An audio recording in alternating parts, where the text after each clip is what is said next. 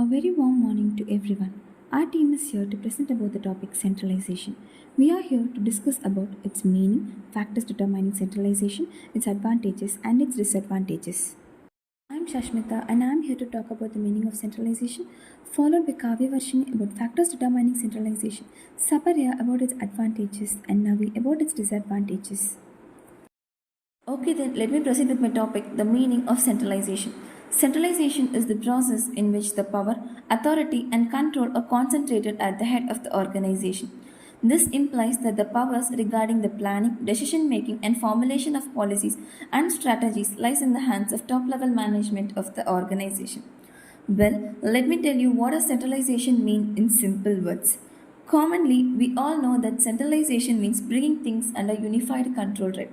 Then, what does centralization mean in management? It means that the powers are retained by the top management and rest of the people working in the organization receives orders from top management and work as per their directions.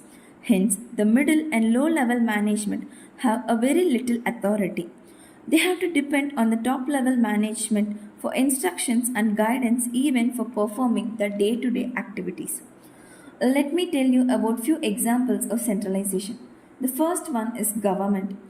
We all know that government is a centralized body in which both executive and legislative powers is concentrated centrally at the higher level and is being distributed to various lower level government. For example, a decision taken in the central body is passed from the central to state, state to district, and from district to municipalities and panchayats. The second one is army. Centralization in army enables commanders to plan, coordinate, and control the soldiers. The third one is Pizza Hut. Fast food businesses like Pizza Hut and McDonald's uses a predominantly centralized structure to ensure that the control is maintained over their thousands of outlets. Further, centralization works under the principle of chain of command. What do you mean by chain of command? Chain of command is the hierarchy that outlines who reports to whom as well as the roles each person has within the organization. Centralization have a top-down flow of communication where the person present at the top takes all the decisions and rest of the team follows the same and works accordingly. Coming to the next topic, factors, there are four major factors in centralization. First one, achieving uniformity of action. As we know, centralization means control of an activity of an organization under single authority. Similarly, achieving uniformity of action means the goals can be achieved under single authority because the decision is taken by a single person, which is the top level, and it is implemented by every level. For example, the top level management set goals and the middle and lower level employees work on achieving the goals. Next, we have facilitating integration. Organizations that wish to achieve common objectives often facilitate the integration of all their activities. Centralized management can make the process easier by dividing common programs and strategies of all teams. Since the top level authority control activities, it becomes simple to track progress and make changes as and when required. Promoting personal leadership. In centralized work environment, the growth and success of an enterprise depend on its manager. They can make decisions that affect how the business competes in the market and grows. This level of responsibility allows the managers to improve as a leader and grow in their career. As they gain more skills, it enables them to make creative decisions and act quickly in case of emergencies. Next is handling emergency. The well-being of a small enterprise may be at risk in emergency situations created by social, political, and environmental factors. In such uncertainty, it is necessary that management makes prompt decisions to minimize the loss.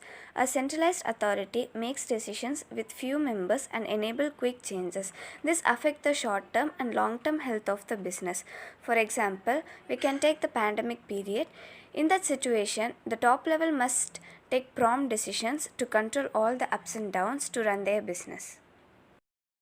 The next topic is advantages of centralization. So, the first advantage of centralization is standardization of procedures and systems. While standardization enables smooth working environment in an organization, the standardized procedures ensure better supervision and results in improved quality of work. This will lead to consistency in day to day workplace. The consumer service will also be improved with the help of standardized procedures and systems. Let us take a simple example. If the standardized procedures given by the top authorities are not followed by its employees, it will lead to confusion and conflict among employees, and also it will have a huge impact in the whole organization. Thus, it is essential for a centralized organization to follow a standardized procedures and systems. The next advantage is it facilitates evaluation. When same set of policies are used for all segments of an organization, their performance can be easily evaluated. It also helps to compare the results of different departments. As a result, it will bring a sense of competition. Then ultimately, the overall performance will improve.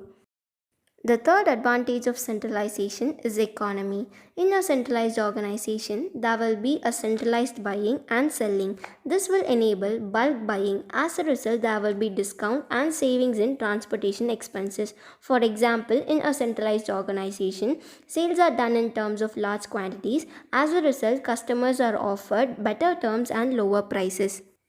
The next advantage of centralization is coordination of activities. Coordination of activities of various segments is also facilitated by centralized management. If there is no centralization, different segments of an organization may pursue their own policies. This may result in disunity and disintegration.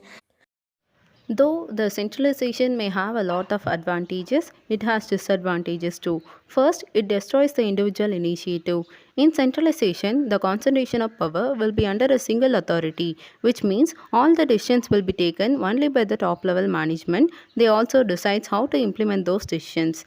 Nobody in an organization was given a power to take the decisions other than top level managers like CEO, CFO, and board of directors, etc. Centralization restricts the subordinates from expressing their innovative ideas, suggestions, opinions, and etc. So the subordinates just carry on the work whatever has been assigned to them. For example, if there are a lot of employees working in an organization, the employees may have many innovative ideas, but they are not given a chance to express it. So it destroys the individual initiative. The second drawback is that it leads to overburden of you. As the decisions are taken only by the top level managers, it leads to workload, and the other person in an organization may not have a sufficient work. So the burden will be only to the top level, as they used to take all the decisions regarding planning, organizing, motivating, and etc. Whereas in decentralized, small decisions can be taken by the subordinates and only the administrative decisions are left to the top level. For example, the production manager may not have the power to decide the amount of stock to be kept. The power to take all the decisions are left with the top level. The third drawback is that it slows down the operations. All the activities will take place very slowly in a centralized setup. As all the decisions are taken by a single authority, the absence of firm results in the pending of all the activities. It is time consuming as it involves a lot of formalities. Everything has to be passed through a scalar chain. For example, if a subordinate has a query, it has to be conveyed to his superior and then to the manager and then to the top level. So it slows down the operations. The fourth drawback is that it is a distance from customers. The customers may not have a direct contact with the top level who takes all the decisions. The top level may not know the exact expectations and reactions of customers towards their products and services, so they may not know the exact market conditions to act accordingly. The fifth drawback is that there is no scope for specialization. Centralization does not offer any scope for specialization. The top level manager may not be an expert in all the fields. For example, if a manager lacks in a technical skill, he can combine with the science graduates who are expert in technical related things. He may increase the organizational performance and also decreases the cost and increases the profit. Even though if specialists are appointed, he may not act on his own. He has to do whatever has been assigned to him in a centralized authority. The specialist may not have any role in a centralized authority. Thank you.